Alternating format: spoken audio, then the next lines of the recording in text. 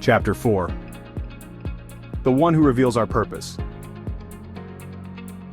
Therefore do not be unwise, but understand what the will of the Lord is. Ephesians 5:17. All our lives, the people closest to us have splashed our ears with ideas about who we are supposed to be, what our future should look like, and how to go about making their dreams for us happen. Everyone seems to have insight on the topic. Our parents in particular always think they have the best advice. For instance, when I was a child, my beloved mother constantly said that one day I would become a surgeon. Over and over she would say this, as if trying to speak it into existence. "You have the right hands," she'd always say. "Your fingers are delicate enough to be precise while at the same time strong." And I suppose I did. During that time I was taking piano lessons and was an avid amateur artist. I hated playing the piano, although I was doing well for my age, but I was a passionate drawer. People's faces were my favorite.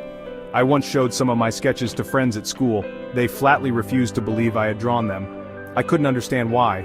Who else would have done it? The art was clearly done in pencil, not printed off the internet. I took their denial as a compliment. Yes, I certainly had the hand for it. Oh, how my mom hoped I'd become a surgeon. Around the same time, my father, an avid golfer, often said I could become the next great golf legend with enough of his tutoring. Being his only son, he regularly took me to the driving range. When I was around 9 years old, he proudly bought me a complete set of children's golf clubs. Real clubs, not childish plastic variety. We even spent a number of evenings on our front lawn with our clubs, as he tried to coach me into driving a ball into the neighboring field, demonstrating the proper swing. He rattled off rules and regulations at the same time, how he hoped I'd become a golf prodigy. The next Tiger Woods. Yes, parents always have ideas on who we are supposed to be. And why shouldn't they come to this conclusion, given they raised us and know us better than anyone? Parents love to be involved.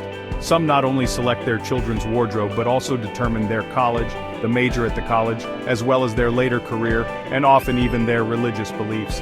And most dutiful children, in an effort not to offend their helicopter parents, permit the intrusions. Some even welcome it because, like I said, who knows better than a parent what the child is destined for in life? Our closest friends also have our ears in these important matters. They constantly offer unsolicited advice on who and what we're supposed to be, who we should date or marry, the usual. They point to our gifts and talents. They express, to their best limited knowledge and life experience, where we would be best suited in the workforce. Of course, coincidentally, their advice often puts us wherever our friends were already headed to begin with. They could never divide such a promising relationship and lose us to a distant career. And most of the time, we listen to them. Our friends would never steer us wrong, right? But it's not just our family and closest friends who would influence the course of our lives. Strangers often try as well. Some of these people may work at our old elementary or high school, probably employed as teachers or guidance counselors. They might be a college professor who we know only through their classroom lectures and mediocre grade marks on our midterm papers. "You're a great writer," one might say. "Your papers are always so interesting, you should write fiction instead of what is it you're majoring in again?"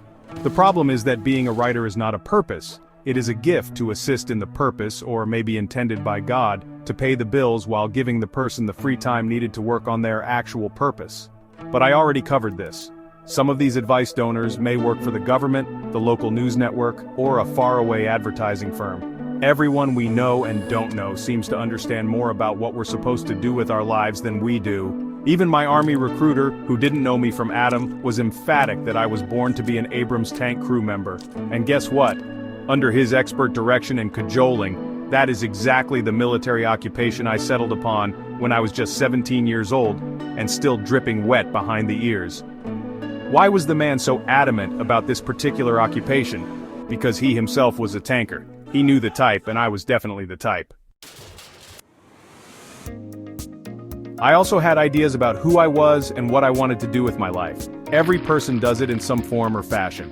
Ever since I was a kid, after seeing the heist movie The Italian Job, I wanted to be a professional thief. Some kids want to be astronauts, firemen, or police officers. I wanted to be a professional criminal. I wanted to rappel into buildings, disable alarms, and cut into safes. Years later, shortly after returning from Iraq, I did just that. Given my early criminal successes, I came to be obsessed with illegal work. I was finally good at something. And I was so passionate about it as well, like a doctor might be for his trade. This had to be what I was destined to do. Needless to say, I didn't become a doctor or professional golfer, not even close. Sorry, Mom and Dad. By the time I reached 10th grade, coming home with D's on my report cards, my parents just prayed that I wouldn't end up flipping burgers for the rest of my life. As for becoming an Abrams tank crew member, by the time I finished basic training and had a sudden major growth spurt, from 5'10" to 6'3", I loathed tanks. I didn't care that they could blow things up and had a price tag of millions of dollars. I was just too tall for tanks to start with. While inside, with every turn, I knocked a knee or elbow or head on hardened steel, and the resulting bolts of pain made me curse my Army recruiter. Obviously, he didn't know anything about me or what I was destined for. As for the illegal ideas I had for my life, they too were a disappointment. As of today, I've spent a total of 11 years in prison, from age 22 to 33, and the clock is still ticking away. Clearly, I'm not as good of a criminal as I thought.